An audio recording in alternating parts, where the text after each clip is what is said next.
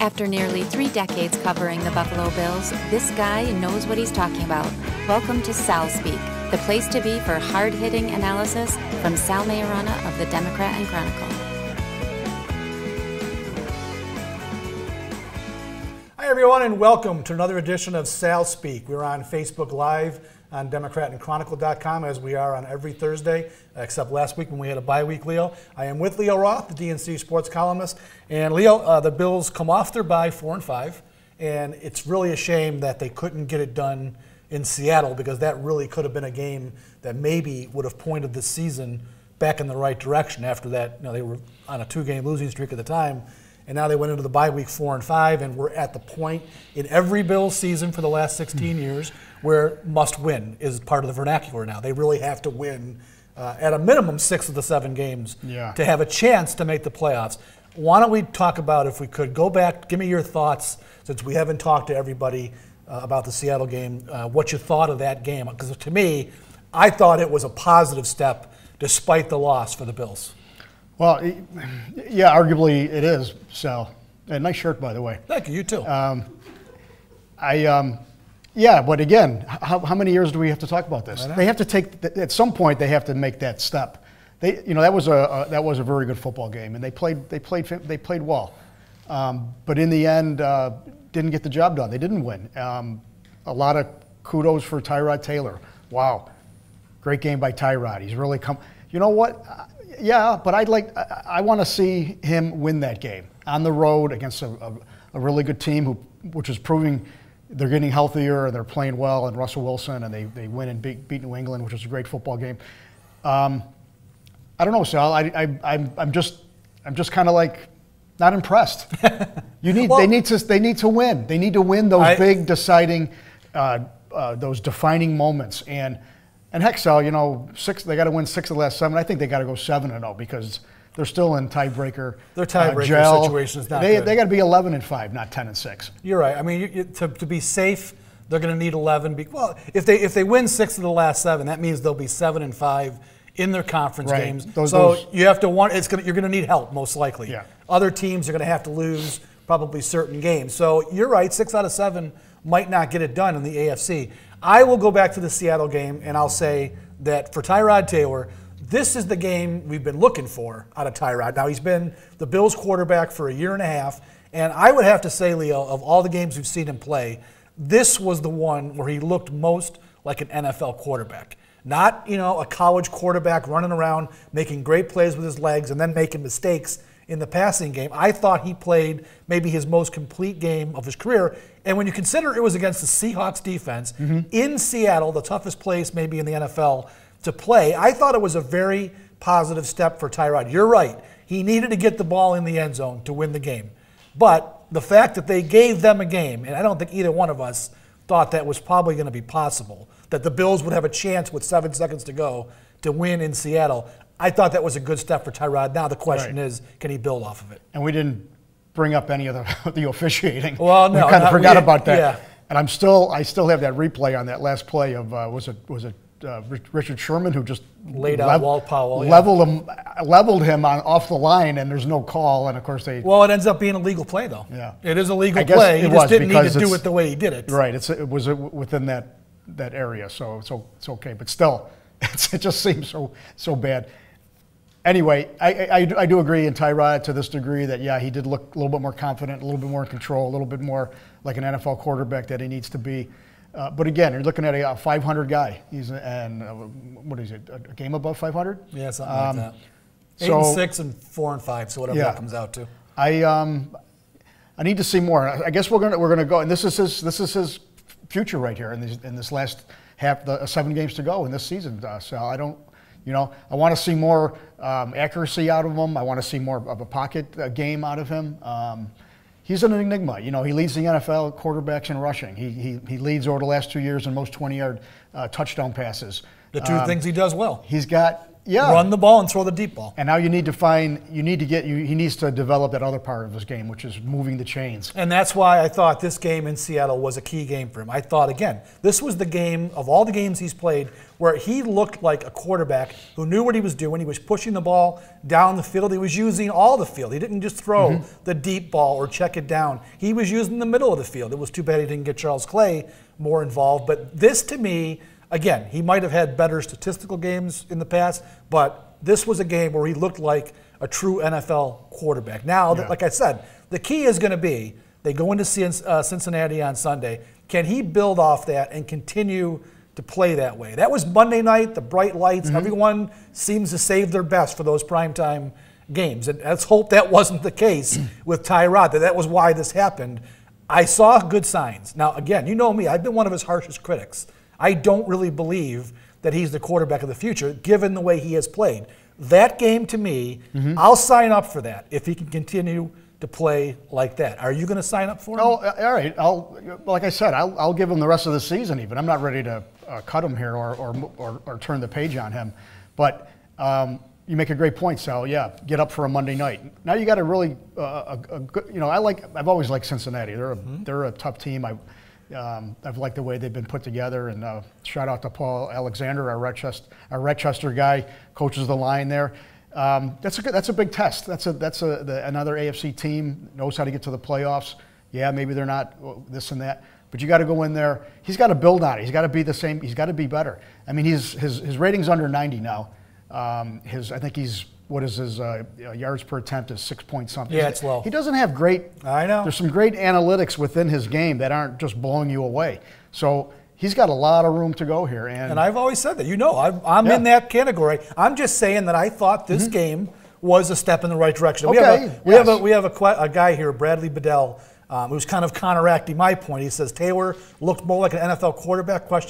He overthrew 3 potential touchdowns, 1 for an interception. He's still missing reads and is inaccurate. Now, he overthrew Robert Woods. I remember that play. He waited too long. He had him open, blew a touchdown there. The pick was a miscommunication, was really, well, I'm not sure whose fault it was, but the receiver ran the wrong route, so I'll give him a pass on the pick. I think he looked more like an NFL. This guy is obviously debating that point, and it wasn't a perfect performance. He was playing the Seattle Seahawks.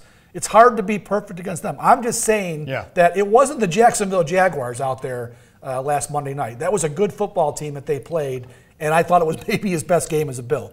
So I'm going to give him, at least for once, props for that performance.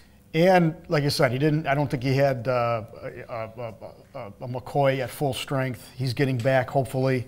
And he lost his all-pro caliber center now in Eric Wood. That was, talk about a real damaging development out of that game. It was. He's the guy, and we know we're missing him. You're going to miss his quotes. You're going to miss him in the locker room. And it's a really tough situation for Eric Wood too, one of the good guys on the team. And we'll see what develops there. They got to continue to run the ball. I think it's still, this was still when this offense was running at its best. It's still LaShawn McCoy's offense. But we're getting to the time of year where, you got to run the ball. But if you're not passing too, and this is where they got to. You mentioned Clay before. We're still waiting for him to be involved. And the receiving core. It still remains. So again, we can give Tyrod a little bit of a pass on some things. He is not dealing with the full deck here. And again, Sammy Watkins remains out. We don't think he's going to play again this weekend. Not practicing again today. I don't expect him to play this. Well, he can't play this week, but he should be practicing. He's not. I don't think he's going to play next week when he's eligible to return against Jacksonville. You're right. They only had Robert Woods, who had a career game. Percy Harvin was not ready to be part of the offense. He played 21 snaps, got no targets. So he was shorthanded in Seattle again, which makes it, to me, a little bit more of an impressive game. So we'll move on from Seattle. Like I said, he's got I am. I mean, I was impressed by what I saw. Very nice, Sal. I'm proud of you. I was. Now, I could return to my grumpy self on Sunday if he plays lousy in Cincinnati, which is not beyond the realm of possibility. But I'm going to give him some props for this week. For last week's game, he played well. Now we're going to move on. And the rest is going to help them. I do believe that. So they needed this by more than any team. Now, Jenna Lee Menzie Ashley has a comment here because it's going to segue into our next point. She says, "Get rid of Gilmore," meaning Stephon Gilmore. We should never have gotten rid of Rambo, Bakari Rambo. Well, I'm going to disagree on Bakari Rambo. I don't think he was much of a difference maker. Stephon Gilmore and Ronald Darby, the Bills cornerbacks, who Rex Ryan thought were going to be the linchpin of his defense this year, have not had good seasons. It was obvious again Monday night in Seattle. They benched Ronald Darby. Rex said he was sick, but baloney. He was playing lousy, and they decided to bench him. And Gilmore has struggled really pretty much all year, ever since that Jets debacle in week 2. He had a couple good games in between, but he's kind of reverted to getting beat again. The Bills have given up, in my story today, they've given up 7 passes of 50 yards or more in the 16-year playoff drought. They've never had a season where they've given up 6 50-yard completions. So that has been a problem for the Bills. The point we're going to make here is that Rex Ryan this week, for whatever reason, is trying to tweak the lineup here. He thinks that maybe this will be something that will push these guys forward. He's threatening benching Ronald Darby and putting Corey White in. He says the safety position where Robert Blanton has filled in for Aaron Williams, that could be up in the air. They signed a guy named Sergio Brown, and they just signed a guy, James Idabigo, I think is how you pronounce it. Another tough one to pronounce.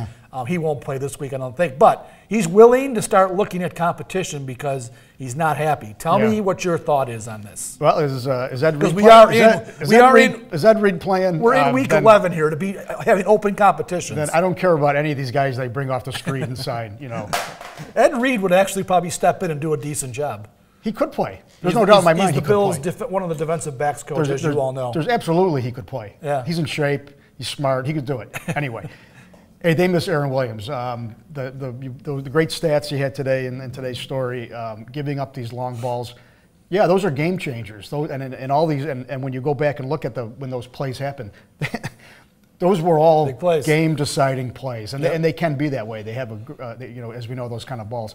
Hey, Darby and Gilmore, they're not playing like they did last year.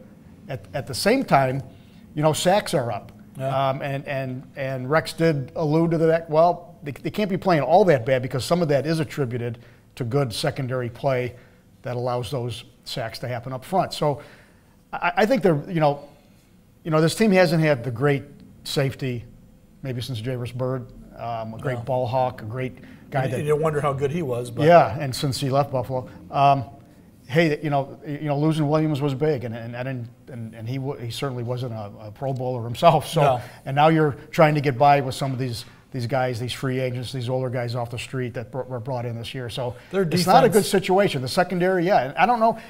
There isn't a little bit of a. I think Darby's fine. I think Darby's fine. I think he's a good player. Guy can have a bad game, right? Gilmore is a little bit more alarming because he's supposed to be the lockdown guy looking for that big money, and it seems like he's checked out almost. Yeah, I think he's very frustrated by his contract. He wanted to get a long-term extension before the Bills. Well, the Bills picked up the 5th-year option, but he wanted to get that renegotiated into a long-term deal. He's playing himself out of money and the Bills didn't do it, and like we just said, I think he's frustrated by that, and he's letting that, at least in my opinion, affect his play on the field. He is. If I'm the Bills, there's no way that I'm going to fork over big money for Stephon Gilmore in the offseason now, because I don't think he's played to that level. He has not achieved the status of elite cornerback, top 5 money in the league, so I wouldn't do it. Your point on Darby, I agree. I think Darby is a pretty solid player, and I think what Rex was doing was maybe just turning the knife a little bit. Maybe wake the kid up. I don't know what his problem has been, but that might be the push that the kid needs, to get it turned around. We'll see. I think he's going to start Sunday. Absolutely. I don't think they're going to start Corey White against A.J. Green and Tyler Eifert and those guys. That's not going to happen. No. Now, the other issue, the safety issue that you brought up, Robert Blanton, he was a free agent guy the Bills picked up. I think they thought he would be a backup in case Aaron Williams, a lot of experience, and the neck injury was not going to be good. Turns out that Aaron Williams did come back but got hurt again. Blanton hasn't been very good, Leo. They need to do better than Robert Blanton in the middle of the field. And I don't know if these guys that they've just signed, Brown or Idahibo, that's going to be a tough one for me the rest of the year. I can't even spell it, let alone pronounce it. If he ever gets in the lineup, are they any better off? I don't know. Bills have got problems in the back end. And it's so perplexing. Yeah. Like you pointed out, last year they couldn't rush the passer, and they were good in the back end despite that. Now it's the exact opposite. They're actually rushing the passer. Theoretically, you should be better in the secondary, and they haven't been. So it's really been a rough thing to figure out. For I mean, Rex's D is predicated on those great corners. I do want to. I mean, it is a little bit disconcerting when you have when you constantly see Gilmore doing one of these things like where's my help thing. If you're going to be as good as he thinks he is, I mean, you have to have a little bit tighter work on these guys that he's doing, especially the deep, that deep out. Those are the things that a guy makes his money on. A corner, a really top corner. But yeah, on that deep stuff, you always sometimes how you play, you're expecting the guy. It's going to affect your aggressiveness. Maybe knowing that you have a little bit of help here. Okay, am I here? There's been a lot of times where that safety's not even in the picture. Right. And I get that. We don't know what coverages they're running. We don't, you always want to point to the guy you see chasing, right, and think it's his fault. That's not always the case. But I guess my point on Gilmore is that sometimes, okay, the coverage might not have been the right coverage or somebody screwed it up, but if you're an elite corner, right, you somehow make up for it and you still at least break the ball up or do something. And I don't see that enough out of Stephon Gilmore. And maybe not get so. It seems like he's got a crisis in confidence as well. I don't know. We call it checking out. I don't want to label the guy, but he's got something doesn't seem right with him. And maybe, if a guy's letting his contract affect him, I would hate to believe that's true. Even though, it's a factor probably. He's got to go out there and earn this. This is his chance. He's right here. It's right in front of him. And they definitely need him. They need him just like Tyrod Taylor's got to show something these last 7 games. Absolutely, so does Stephon Gilmore. Agree. All right, let's get to a few comments here. I'll just read a few. They're not necessarily questions, just we want to get some people involved here. Randy Agnes says, the bottom line is wins and losses. Can't argue with that. The Bills can't afford any more than one more loss or Rex Ryan will be on the podium explaining away how the playoffs are coincided as well. 6 out of 7, I think, gives them a chance, Leo. I think 7 straight will get them in. They haven't won 7 in a row since the Jim Kelly era. I don't think that's going to happen. The schedule's not. Well, they'll have a chance. The Oakland game is going to be a tough one. And Pittsburgh will probably be tough at home. Pittsburgh's had its issues this year, but they still got Big Ben. They're going to come here. They're going to have a lot of fans in that game in Orchard Park. That's a tough one. This Bengals game is tough. Did they lose this? Well, Sunday, if they lose this one, then it's irrelevant the rest of the year. I think it's irrelevant. This Sunday's game, this Bengals team going down there, this is, I hate that word again, must win. But listen, this is, look, Leo, they're 3-5-1. They're riding a 3-game losing streak. So if the Bengals win the game, they jump ahead of the Bills in the conference, and you've got a head-to-head loss to the Bengals. You're right. This is the most important game of the year to date. Next week they'll have Jacksonville, and they should win that. But they have to win this game, where the rest of these are going to be irrelevant. Right. Let's see. Don Gress wants to point out cause and effect. Sacks are up, which should mean that the passers are being rushed to throw faster. Coverage should be easier, a point that we made. And for whatever reason, that's not really happening. They gave up. It's an excellent point. I checked in my story. I had that last year they gave up 59 completions of 20 yards or more, which was 4th worst in the NFL. This year, they're about half of that number, and they've one game past the halfway point, and they're ranked about 16th. So I guess the point is that what's killing them is the deep ball. They're getting burned by the deep ball. They're giving up maybe a few less of those intermediate passes, but they're giving up the deep ball, and that's hurt them. Because 6 of those deep balls have gone for touchdowns. That's been a big difference for them. They've been, those deep balls have been game turners. And, I guess, and in those situations, I'd have to just, off the top of my head, when Brady hit those, I think he hit the 2 53-yarders. Right. And, a lot of times a team will, they'll max protect it so you don't get the pressure. And that would really kind of, and these teams have had some really good receivers that can get those kind of balls. And so I think we say, the sacks were up, but, obviously they haven't had great pressure on every single passing play. They haven't. And sacks are misleading. It's probably the most misleading statistic in the game. I wrote a whole story about that a few years ago, how overrated that stat is. So I agree. Pressure is important. I don't think sacks are quite as important. We love the sacks. We love the guys get paid. Sacks. Guys get paid for sacks. But we make too much out of it. I agree. Turnovers much more important. Rodney Harmon wants to know, or wants to say, not Ronnie Harmon, Rodney Harmon. Buffalo needs to give Tyrod some help on offense, period. Can't argue that either. But I think we'll give him a pass to an extent. Because their receiver core has been, full deck. Yeah, would you? Yeah. Has been a joke. But I think in this game, I think Percy Harvin, with now 3 weeks of being around the Bills, they didn't practice last week, so I can't say 3 weeks of practice, but he's had 2 weeks of practice now in one game to get his feet wet. I think you'll see him a little bit more involved in the offense. That'll help.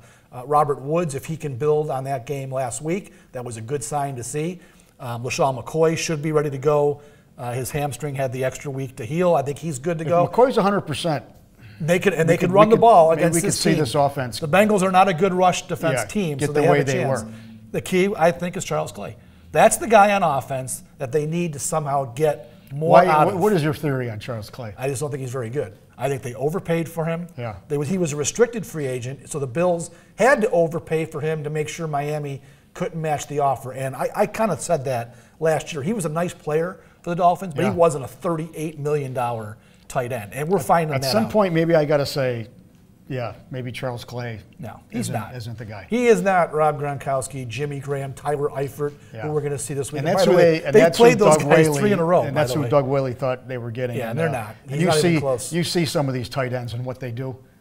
My God, I mean, Jimmy Graham last week was unbelievable. Those were two of the greatest catches I've seen. And at some point, you just want to, a quarterback. Some of these quarterbacks, when they know they got a guy like that, literally they are throwing it up and letting them make plays. And that was one of the things Rex talked about with the deep balls. Those weren't deep balls to Jimmy Graham, but these guys, the quarterbacks, just throwing the ball up, letting their receiver make the play, and the DBs are not making a play for the Bills. They're not breaking it up or picking it off. That's where the Bills' defense has really faltered this year, and those were one-handed catches because the Bills' other DB arm literally was holding his arm.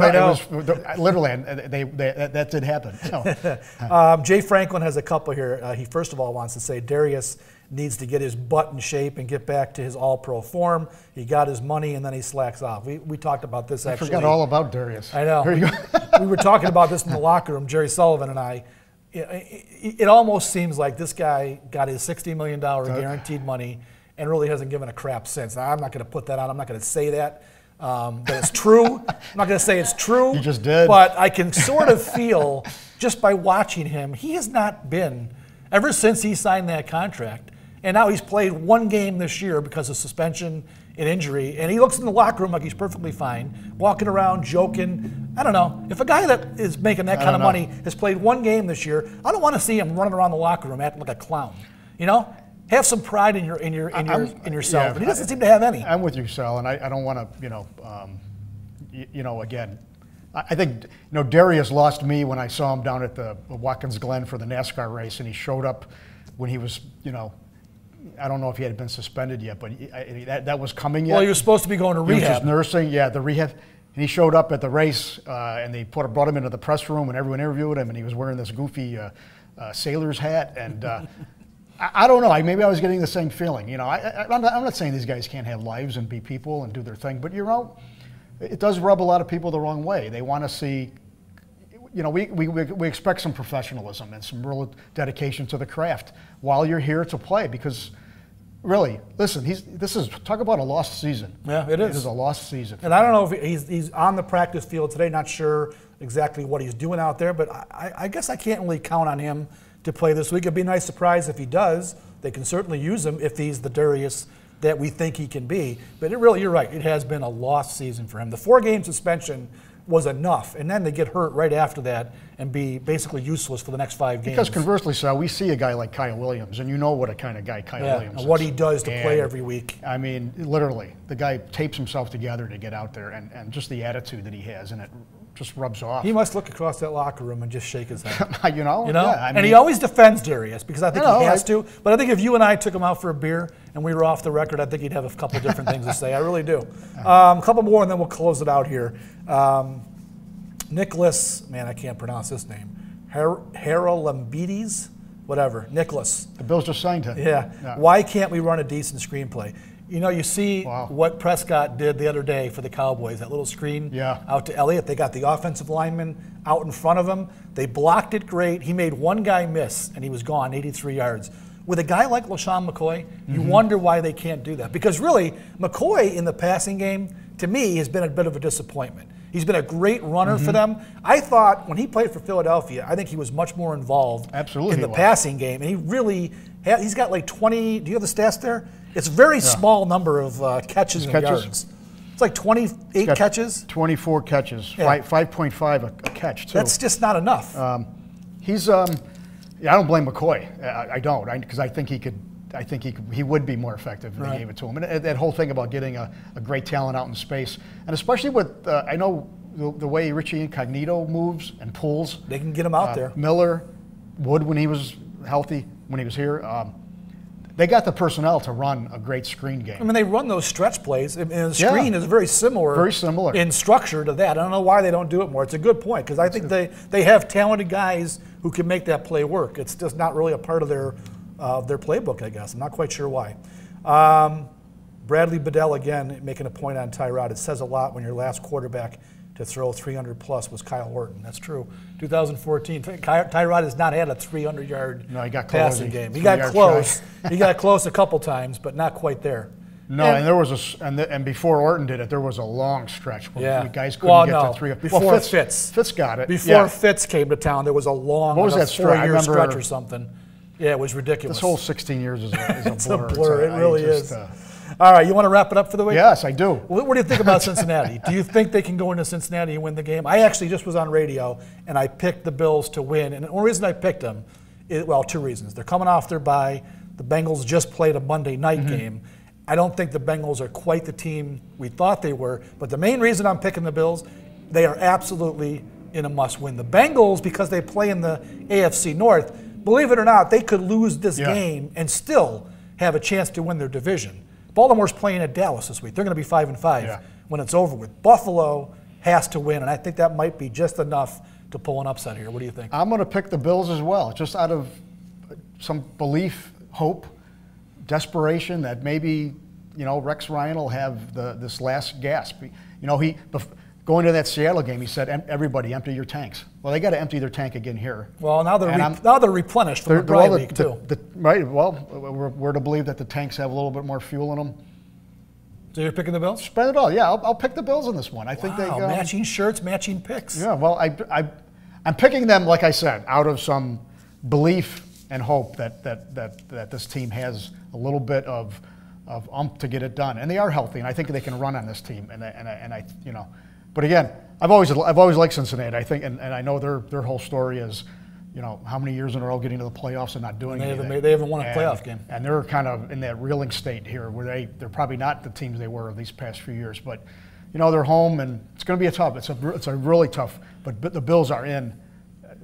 They're up against it here. They got to get it done. Wouldn't the Bills love to be in a situation where Cincinnati is? You get to the playoffs 5 out of 6 years. Yeah, they haven't won one, but they did get there. Yeah, that's their theme, is like getting But now there's a little bit of a question of will they make it this year. Yeah. But Marvin Lewis and still tell you what, in that division where they are, and again, it goes back to the Bills. Hey, look at New England. I mean, it's the luck of the Bills to be in this division where New England has put together probably the most dominant run in NFL history. What absolutely sucks for the Bills is that the Patriots are there. So rather than having to fight 3 teams every year to win a division, like everyone else in the NFL, the Bills have to fight 12 or 13 teams to get 2 wild card spots. Because you're talking wild card. That's the problem with being in the same division with New England. And they're never going to get out of that division. So until Brady and Belichick go off to their rocking chairs, this is probably going to be the situation the Bills are in. It's not about winning the division. It's about winning. Yeah, it's about winning the conference. Frustrating. So frustrating. You ready? Anyway, I'm ready. All right. We are out of here. We hope you enjoyed today's Facebook Live SalSpeak edition. It'll be on our website all day long, so tell your friends. Also, the podcast is available at iTunes. Just type in SalSpeak, and it'll pop right up on your phone, and you can have every SalSpeak I've ever done. So for Leo Roth, I am Sal Maiorana. We will not be here next Thursday because of Thanksgiving. Hopefully on Friday, we'll be back to talk about Bills-Jaguars. Until then, have a great week and enjoy the Bills game on Sunday.